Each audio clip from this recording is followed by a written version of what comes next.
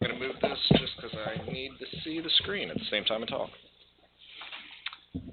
And also thank you, Dr. Krauser, for the kindergarten reminder, because I need to get on that. Do we have a soon-to-be kindergartner at the Wentz home?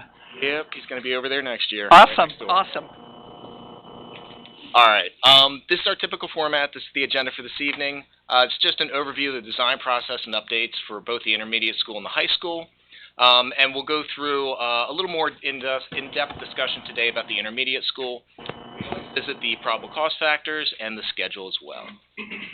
Next, please. As far as the last 4 weeks, we had intermediate center meetings. We had the second of the Planning Advisory Committee meetings. That was on the 29th of last month.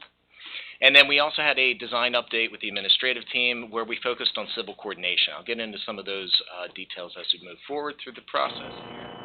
High school, we had our first advisory committee meeting. That was on the 23rd. Got a lot of good input on that one. And that sparked our follow-up administrative meeting, really having an in-depth discussion about the pool. As far as the pool goes, what Crabtree has been asked is to look into two options for the building. The last time we were here, we kind of visited the rehabilitation of the existing pool concept and the ability to save monies. What we were asked to do is still concurrently proceed with an option that involves a new construction pool and to investigate different options on the site in possible different areas. So when we come back, probably in a month, we'll have some options that we've discussed, reviewed, and have potential costs associated with it. So I'm not going to go into an in-depth discussion on the high school today. This will focus mostly on the intermediate, but that's why you're not getting major updates. It's kind of a parallel track change of course there. As far as the next 4 weeks, we're going to continue with that high school pool discussion I just mentioned. We'll continue to develop the design documents and the modeling. And our engineering coordination really starts in force. We've started the civil, but we really need to start with mechanical and food service, for example. And then we'll continue to refine the site and the building layouts. Now, I mentioned about the advisory committee meetings. The second one for the intermediate school, I know everybody has sat here and listened to me speak a lot, and the first advisory committee was a lot of presentation on my part and Dr. Krauser's part, and that's to get everybody up to speed so everybody's got apples to apples. Our second advisory committee for the intermediate school, we took a different path. I think most of the people on the board here have seen the visual listening exercise that we did at the beginning of the study process. It's where you put a lot of images up on a wall and you have an interactive activity. We did a modified version of that for this. We had 10 different focus areas for the buildings to receive input on. And instead of having everybody kind of join as a group and look at this together and see things for the first time, what we did was we had 10 different packages, and what you see there up in that image are the packages on 10 different tables, and the groups were broken up into groups of 2 or 3. And they consisted of teachers, administrators, the full gambit, parents as well. And they would sit in these groups of 3 and rotate around the different focus areas. One might be building aesthetics, one might be the media center. And we took these focus areas, and they were able to take notes on the pieces of paper. And some of the examples of those notes are on the next slide here. We came back together as a group, and we talked about these as a group. And it's a lot easier to have a conversation when you're in a group of 3 and you have an opinion and you're asked to share, and you're not sharing individually. It was a much more open dialogue between these opinions. And we took that input and we kind of memorialized it. We have digital documents of it. We also have the scans, the physical scans of the notes that were taken. And those are actually affecting some of the decisions that are happening throughout this design process. We'll share some of the initial aesthetics of the school, the intermediate center, later in this presentation. And they are a direct reflection of the comments we received here. So that was a really fruitful activity. It got a lot of really good feedback really fast. The next one, please.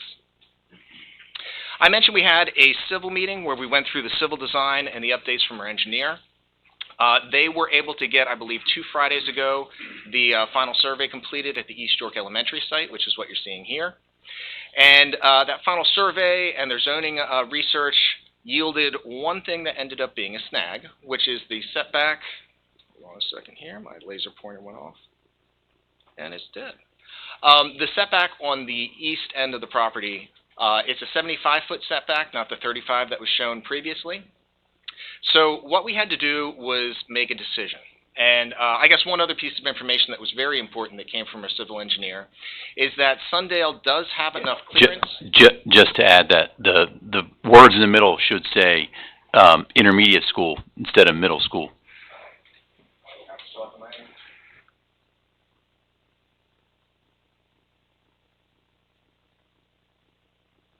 Yeah, it's the one on the east side of the site there, behind the eastern properties, so the small side of the site. To the right of the van. You said that's 5 and 30? So it's 75 foot. So what they consider, they have side setbacks, which are 35 feet, and they have rear setbacks, which are 75 feet. So even though there's nothing distinctively different between those properties than the ones on the north and the south boundary, it is considered the back of the property. Therefore, that 75 foot kicks in, not 35 foot. And that's including the parking lot at Red Lines? No, it is not including the parking lot. The parking lot can go over that. It's the building cannot be inside that 75 feet. Yes, sorry. So the red line that goes. So the other piece of information that was very impactful from a civil engineer is that we can in fact use Sundale as access for buses. I know that was a question that was brought up early in the design process, and any way to relieve the congestion that's happening all along Erlin with the increase in traffic around the site, that was a big desire and a goal. So those two pieces of information, we work with the civil engineer hand in hand and determine a new placement of the building that does not interfere with the existing building operations, and that's what you're seeing here. What that does do is it brings the bus traffic in off of Sundale, and you see the yellow dashed line as the indication of where the buses will be able to access the site, kind of circulate around that. We do have van parking for the 13 vans located at that same location, and that entry point would actually be at a very similar entry point previously recommended. And it's the fact that we have the main street going through the center of the school. That main street has the main entry. I'm calling it the primary entry. On the left-hand side of the building there, you see it with the blue and the green arrows. That all culminates on the right-hand side of the building where the bus loop is at the other end of the main street. So as far as daily operations, the security remains the same. That main street is still the main access corridor, both from the east entry and the west entry. And as Dr. Krauser pointed out, this may actually relieve some of the coordination at pickup and drop-off, especially pickup at the end of the day, as students would be able to stack out on the west side the way they do now and get called as their parents are in the queue. As far as the visitor and parent parking, that's happening off of Erlin here. You'll see it the red arrow up there at 7th Avenue. This option is also able to line up that site access more directly with 7th Avenue, creating less congestion along Erlin because you're able to take a north, south, or west direction out of the site there depending on where your path of travel is. So it should relieve some of the congestion inside the neighborhood. In addition, the stacking for the cars there, we have measured it out. We should have about 27 to 30 cars be able to stack there in the parent queue going around at blue dashed line. And the buses, we have 12 buses planned and 13 vans. That's off the east side of the site. Another major advantage of this layout is in the previous design, there was a complete loss of play activities, outside play activities, or yards available during construction. In this layout, you can see the area that's called Secure Hardscape down there. We could reserve that in the construction phasing plan. It's kind of hard to see in this graphic, but the black dash outline, that black dash outline of the play fields is actually the existing building location. The area directly east of that would be able to be reserved as not a construction activity zone and have direct access to East York Elementary during construction. So we're able to save some of the outdoor play area in this layout. Questions? Yes. Spaces. You're showing thank you. You're showing van parking here. Have you allowed for not only the vans that Suburban has, but that come in from other schools dropping students off? They don't park. They have to park almost parallel, not that way. They have to be right up against the building to drop students off, some of our special needs students and things like that. I'll make note of that for civil engineers to make sure they have, I'll talk to the administrative team and see how many of those need to be curbside. Yeah. Just curious as, I think that's a huge thing transportation-wise is, how much space do we actually have there when they pile up in the morning and the afternoon, which leads me then to the question of, you said we had something like, 27 cars or something that could line up there. That's not nearly enough. I don't know if you've ever been at the middle school at drop-off time, different animal, but there's a lot I think that has to be taken into, in consideration of our neighbors and things. Have we been talking to our neighbors at all about what's going on here, Dr. Krautzer? Have we started conversations with all these people who have lived there for years, and we've shared property, and they've borrowed ours when it's time to, have the family barbecue, they come onto our property, and we've never said anything, those kinds of things? Yeah. Have we started? Yeah, and that's been the goal. I know that Ms. Bedell has started to have that conversation relative to the local residents, but a big part of that will be Wednesday evening as well. As you can see, we've changed this plan drastically from the last time, so we don't want to get in a situation where we're explaining what's going to happen, and then 2 weeks later it changes into something different. We'll have another meeting to explain, how it's moved along, but I'm anxious that our neighbors be included, because they're a very vital part of the thing. The other one is the township. Have we started any conversations with Spring-It's-Berry Township on this project? K&W is a civil engineer, and yes, they have started the conversations with the township. Hardcore. I mean, I'm just going on. You have indicated that it's easier working with Spring-It's-Berry now than it used to be, but I still, want to make sure we've got enough time in there. Yeah, they're working on the sketch plan right now for the preliminary review, and they have talked to the township, had conversations. Okay, thank you. So, Mr. Wentz, the 27 cars, are you going to do a traffic study? Because I'm just curious, as we're merging two schools together, does the 27 cars allow for 2 school drop-offs? In other words, Indian Rock and East York coming together, or have you any thought on that at all? I know the traffic impact study has begun. They have to do a traffic survey first, and then they progress to the traffic impact study. That is going to happen at this location. They're going to have to. Okay.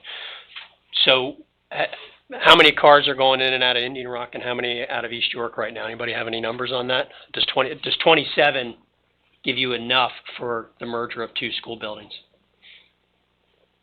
I don't have that answer in front of me right now. I think the plain answer is no. Okay. I think it's looking at the layout that you see there. If you're going to do a clean loop around the perimeter, that's 27. If you decide to snake the loop through the parking lot, I'm sure we can increase that. Has there been any thought given to, I believe it's Sundale Drive back here? That's a notoriously bad spot for people running stop signs. And I know township residents in that area have complained both to the school district and Spring-It's-Berry Township. Has there been any thought to putting in or requesting a stop sign or some type of traffic control device, or adding school guards during busier times? I mean, I'm just curious what your thoughts are on that, or the administration's thoughts for safety. I will bring that up to the civil engineer. In the past week and a half of developing this, that has not come up in conversation, but we'll talk about it. Okay. And I'll add to that, absolutely, very firmly aware of that particular street and that particular stop sign, which is maybe 50 feet up from that. We currently do have student individuals that are monitoring that, but that's not the solution we're seeking. We have that in our notes to analyze when we get closer to that point. Okay. Yeah. I think I asked about it, probably Agreed. about 6 months ago. So it's important, and just my interactions with Spring-It's-Berry Township, it continues to be requested over there. So regardless of what this does, I think it needs to be addressed. Mr. Wentz, I've heard about a concern some residents who live in that East York neighborhood have had. They're used to looking out their back door and seeing this nice open field.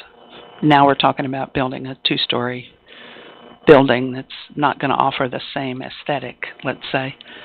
I'm just wondering what your thoughts are, or what is customary in terms of some kind of screening. I mean, there are trees that grow fast, or that's your wheelhouse, not mine. But it's something that I've heard about. Is that something that you normally do? Is that something the school district should think about? What about some kind of landscaping screening? Yeah, there's been a number of solutions. Some of it's driven by zoning and what has to be planted within a certain area. Some of it's driven by aesthetics and what you want to expose your neighbor to.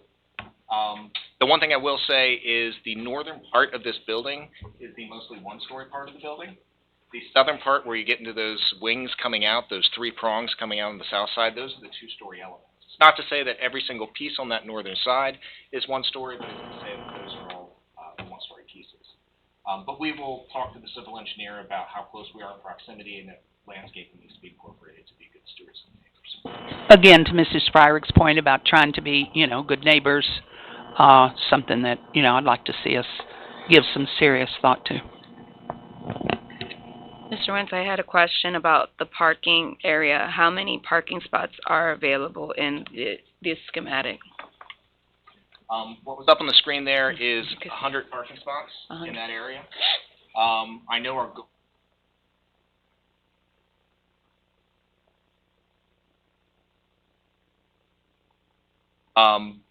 But again, we're going to continue to work with the civil engineer to try and make that the appropriate. We don't want to overdo the parking for obvious reasons. We also don't want to underdo the parking.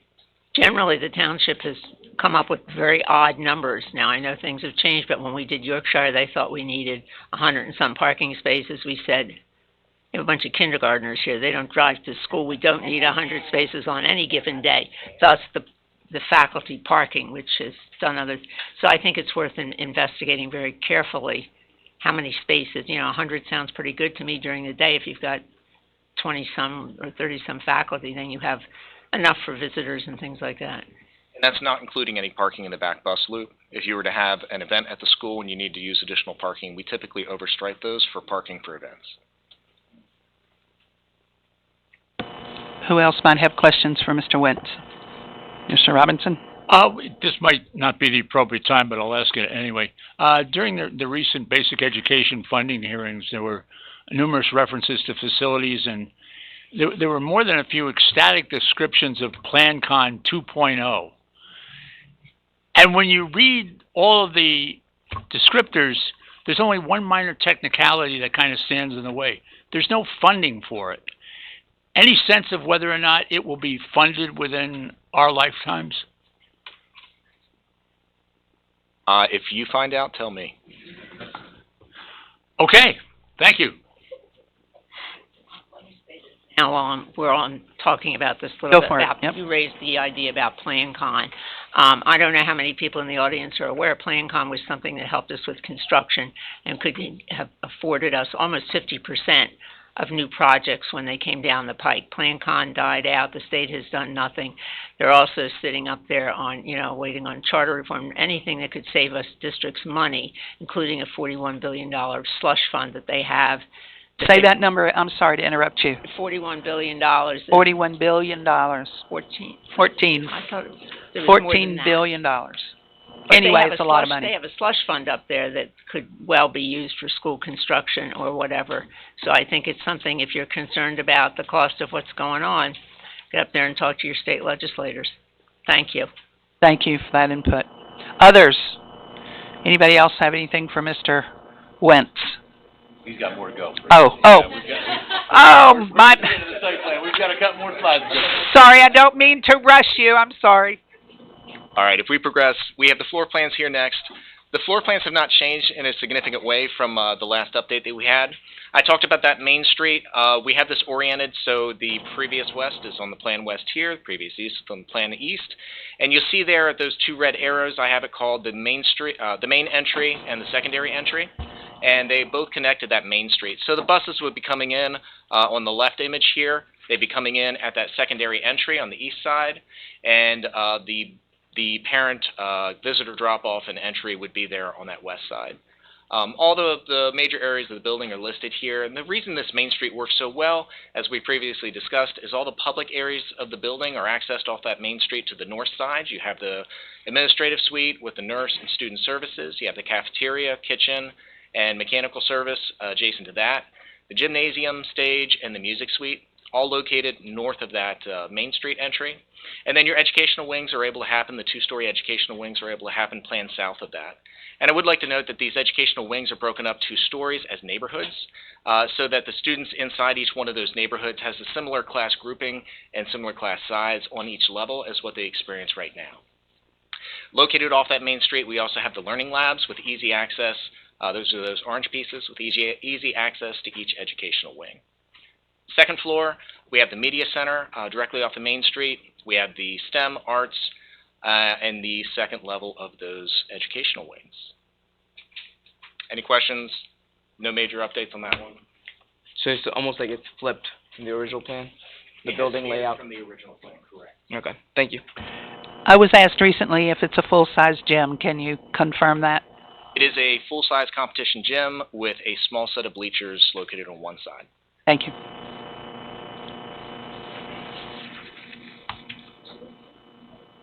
So I mentioned about the advisory committee meeting, how we received a lot of input, and there was a lot of discussion about aesthetics and what is appropriate for a neighborhood, especially one designed kind of a mid-century modern neighborhood that you typically see. Some of the elements of the mid-century modern neighborhoods were a lot of brick being used. You had a lot of brick on the bases. You had some of these roof overhangs with gabled ends, as you see here. And then you also have the clapboard material happening on the second floors. And what we really wanted to do was kind of focus on some of these details and bring them into the school itself to provide a more aesthetically pleasing school that might better fit into a tight neighborhood, such as East York. So what we're proposing here, we have what you're seeing there, the canopy in the center. That low canopy is technically the front porch of the school. It was described to us there's a lot of pick-up and drop-off activities happening there, a lot of queuing of students, a lot of educators that stand outside, and they spend a lot of time in various weather conditions. So they did mention if you're going to have a canopy to the school, try and make sure that the canopy is low enough associated with that entry and that drop-off area for the parents that they can have spaces to stand outside and not be totally exposed, both the educators and the students. So that's what we did there. I believe the original design had a much deeper high canopy. We really pulled that back, and we're still trying to balance that out and pull it back as much as we can. And that provides sun shading for the second floor at that area, where the lower canopy is really the functional canopy. Now, as far as some of those residential aesthetics and materials, you can have that brick base going around the building there. We're going to try and tie it into the brick that you see throughout the neighborhood. And those blue areas just kind of vertically above those blue areas are what we're recommending as a hardy panel siding. It's a cementatious board with a warranted painted finish to it, and that'll give it tied into that kind of aesthetic in the existing neighborhood. Some of the roof overhangs there, we're trying to, it's not quite, we're proposing over the media center having a gabled roof, tie that into, again, some of the residential aesthetics. And if we go on to the next one. This is a view from the parent drop-off loop. This is the two-story wings of the classroom that you're seeing there on the right-hand side. And those gabled roofs, those are the stair towers. So each stair tower, the culmination of each one of those educational corridors has the stair tower at the very end to give easy access to the play area directly outside, and then easy access back in. So those are pulling in those roof forms. Next, please. Again, this is from the play fields, looking back at the building. So not trying to do an even 50-50 for the gabled roof there, but really more of a one.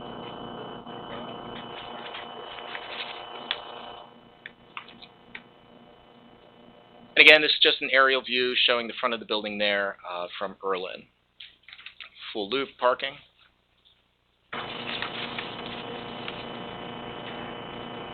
Off with the vans or something.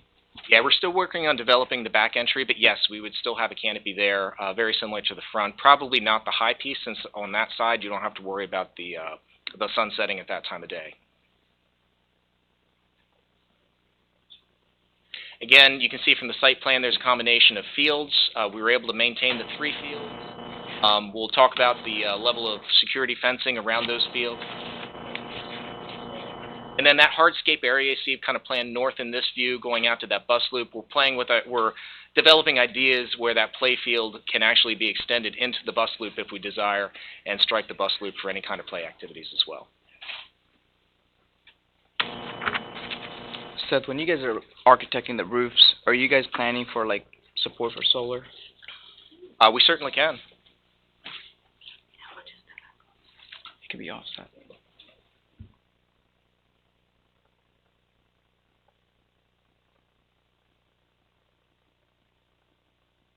Much as we can afford.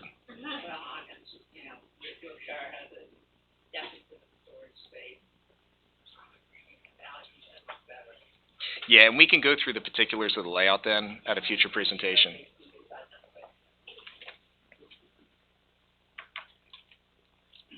I think, is that the last one we have in this?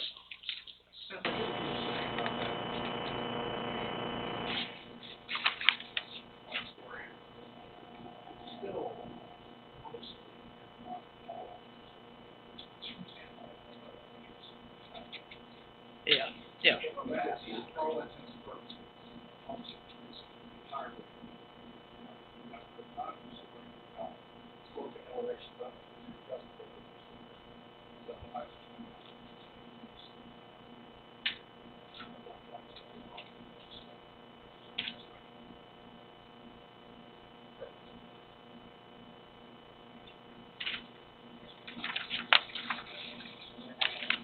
That's everything we had as far as the initial draft of aesthetics. Any questions? Any additional questions? Feel free. But just so I'm clear, because I'm looking at your presentation from back in December, you rotated this effectively? Mirrored the building. So, Yeah, I'm not an engineer, so is that the same as rotating?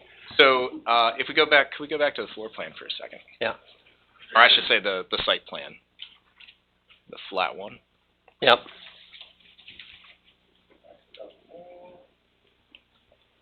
And one more. So previously, the southern side of the building here, kind of the southwest side, where there's three fingers, the three. Yep. Those were on the north side of the building previously, so we mirrored it along that north-south axis to make this work. And the reason we needed to mirror it is we need that direct access off the playground wings out to the direct access off the classroom wings out to the playground space for that sequence to work. And that's the reason you mirrored it? Yes. Okay. While maintaining all the security aspects we talked about previously. Yeah, I learned a new term today, so it's good stuff. Thanks. In doing that with the issues of the setback and all, do you see, did that disappoint you? Is that a big deal, except it's different than what you told us in December? I mean, from a architecture, design, educational standpoint? So, John Badia, I'm sure everybody at this board knows John Badia. When I reviewed this with him after coming up with the solution we have here, he said, wow, you really made lemonade out of lemons. You know, this is an issue that could have delayed the project, going for a zoning variance if we had to do that. What we actually developed here has more benefits than negatives. So we were able to maintain a secure play area for the students during construction. We were able to still have that access off the main street for both public and bus students. We still have the receiving off an area that's not, in the front of your building. There are many, many positives to this, and I actually made the comment earlier today. I think we would have come to this solution regardless of the zoning issue. Eventually, yeah. Because of the access off of Sundale for the buses. Uh-huh. I think, previously we had that access off of Sundale, and we were trying to bring the buses down to the front of the site, but we didn't want access through the site for cross traffic. I actually think this is probably a solution that would have gotten vetted sooner rather than later, but this zoning issue really pushed it to sooner. Good. Mrs. Turner? I just had a question. The STEM, I keep saying STEM room, is that going to be dedicated to one of our specials, or is that going to be, I see districts moving away from STEM labs, so I would like to make sure that it's not going to be a room that's used rarely. Valid question. I was just going to say, I believe Dr. Firmer can comment. The answer to that question is no, and inevitably all of it's cross-curricular, but from a special area, you got the ears of a science in the back there. Dr. Furman, fancy we meet you here. Hello, everyone. So that classroom would be used as a regular part of our related arts rotation. Right now we're working to embed the technology and engineering part of those steel standards into that rotation.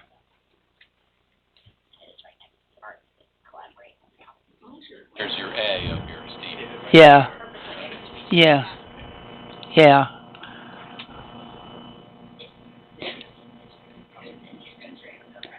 I want to just emphasize what you said, Mrs. Turner, in terms of we don't want spaces that are used infrequently.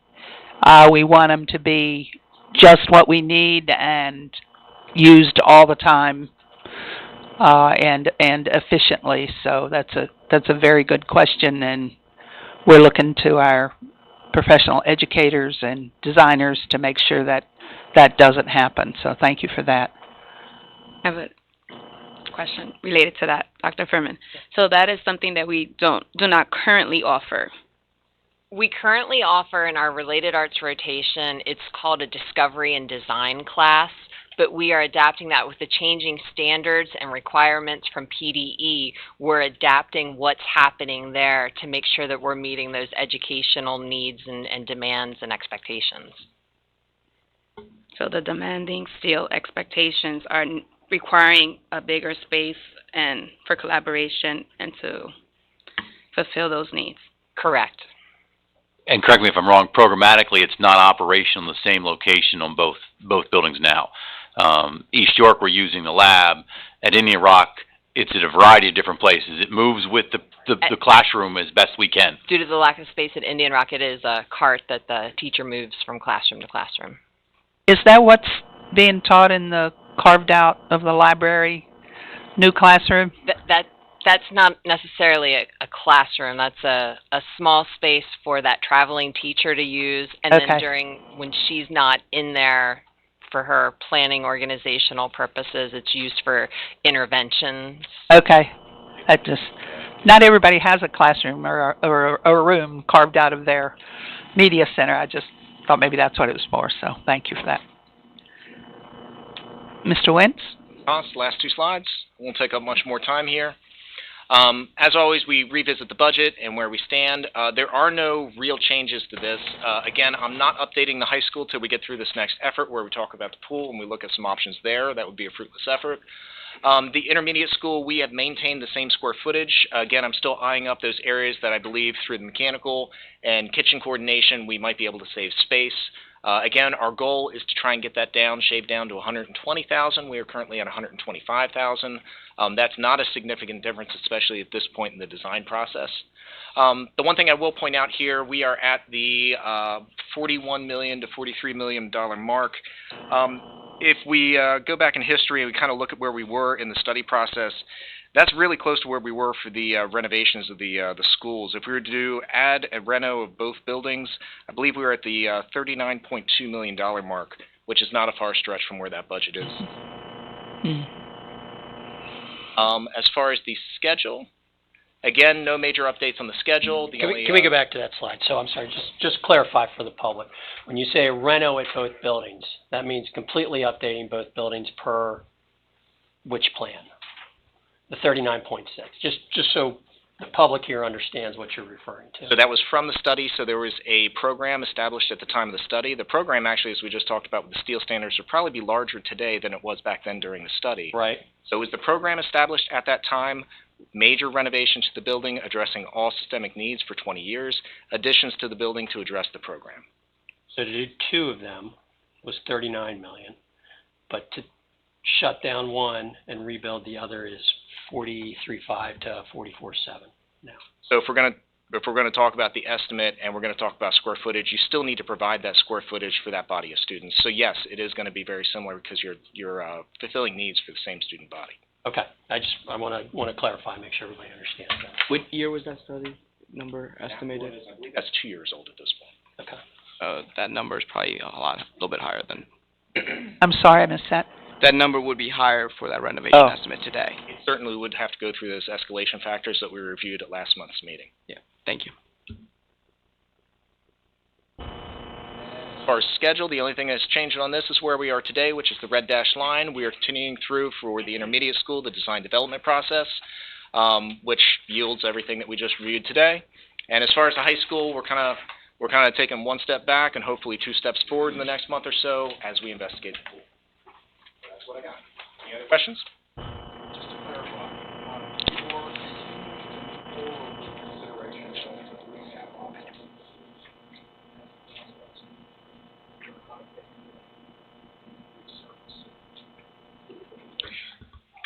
yes, correct. What I was asked to do is keep that in the hopper and look into options where a new construction pool could be feasible. And I know we eyed up one during the study that was actually demoing a space for the pool in in the last round of design, I believe we had it in the new construction footprint, but it kind of ate up a large part of the site that you want to save for educational purposes. So we're trying to do an exploration to see what other options there might be on this site. It's an extremely tight site with a lot of challenges. Building a large facility like that, Astoria is extremely challenging. Thank you. I have another question for you. We also have on our agenda this evening the approval of a contract for a construction management firm.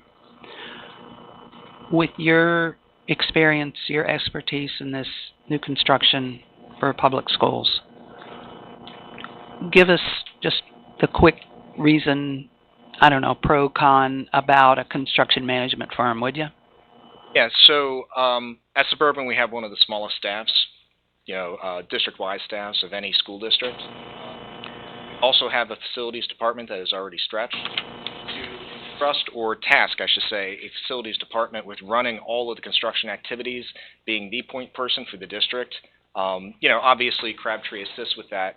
We do that on small projects. It's no big deal. Ms. Thompson and her staff, they were able to come in with a capital improvement project, whether it be a chiller or pump replacements, and they can manage that. But taking on an entire building is a whole different animal that eats up a lot of time. I think you'd be doing your facility staff a disservice if you did not provide them that assistance. And it's going to protect the school district as a whole throughout the process. They're going to be reviewing everything, soup to nuts on this project, every submittal, every RFI, every change order.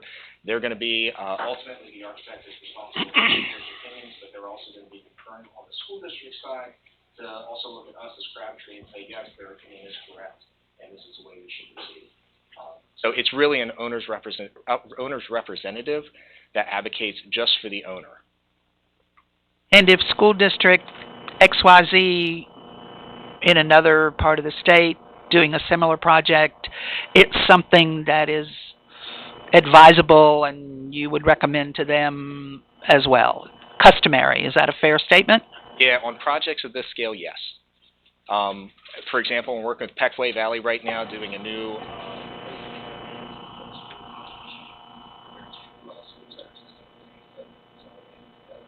they have an owner's rep in their portfolio as well. And again, they vet all the RFIs, they help with the paperwork, they deal with the contractors. Thank you for that. Anything else for Mr. Wentz? Thanks for the presentation. Thank you, Mr. Wentz.